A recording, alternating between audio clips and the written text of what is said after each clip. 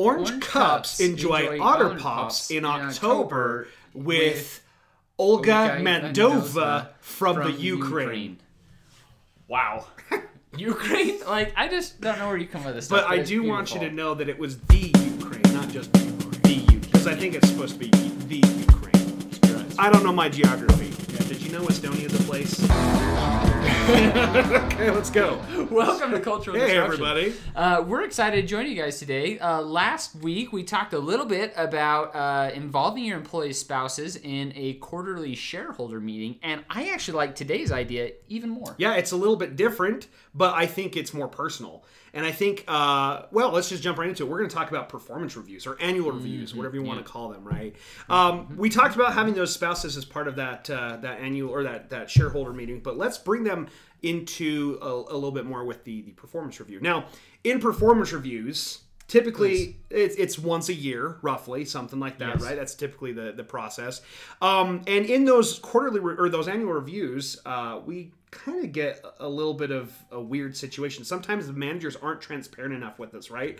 Or sometimes they like to beat around the bush. Maybe they're afraid to tell you that you're not doing well, or they don't know how to articulate that very well. And so what they might do is they might skirt around the issues. They might not tell us exactly what's going on. Furthermore, when it comes time for my raise, they give me a lower raise, and they just say, you know, if you would have done better, you would have gotten a better raise. Okay, so it's difficult from the employee's perspective. Sure. Now, I think from the employer's perspective, there's also some challenges. The employer thinks to themselves, like, I did clearly articulate what needs to happen. I also really made it clear of we need you to do X, Y, and Z, but you're not implementing that as my employee. And so then the manager gets frustrated. So we've got this issue of employees aren't always happy and employers aren't always happy. And so that's where the idea came up to involve the spouse. Yeah. Everybody hates this situation, right?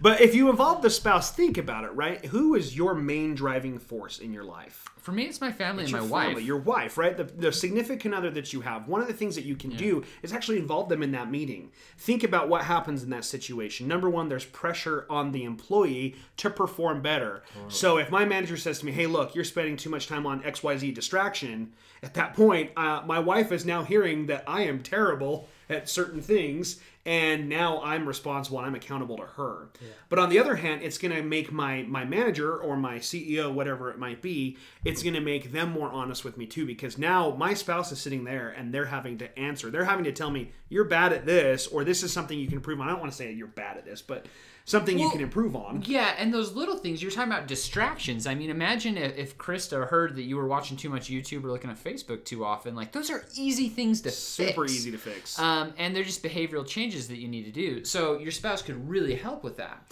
Now, I think the reason that employers are kind of scared to involve the spouse is because it puts a lot of pressure on the employer. Like, as a leader, if I took you and Krista out and I said, Blake, here's how things going, I'm nervous that Krista might say, Jared, tell me your leadership philosophy, because I'm hearing a lot from Blake about how you're not caring about the person, or how you don't give him time and your follow through is not there, and he's been having this thing on your desk for months that have yet to be resolved. Why is that on him and not you? And so, like, I've got to answer to that. But I think that the healthy thing about it is that if you're the leader, you need to have that kind of pressure and awareness of how you're impacting your employees.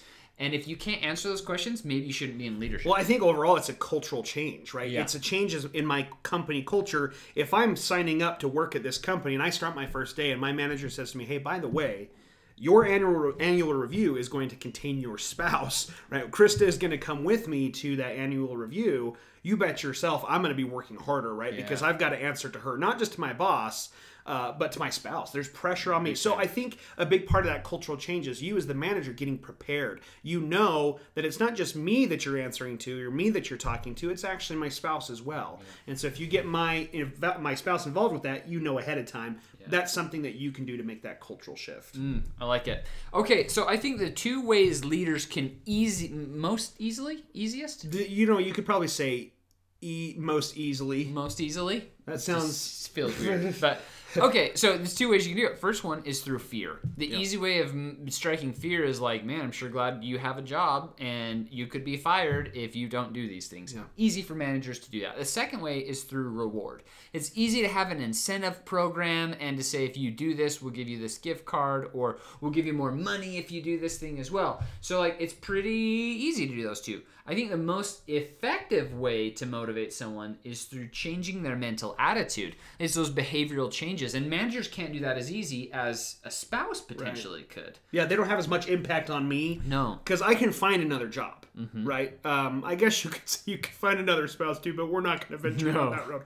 But my wife has more of an effect, more of a sway on me than my manager does. Oh, absolutely. Disappointing her or making her happy is the most important thing in the world. Absolutely. You know, and here's the thing. It makes me think of when I was in elementary school, actually. Really? Elementary school, yeah.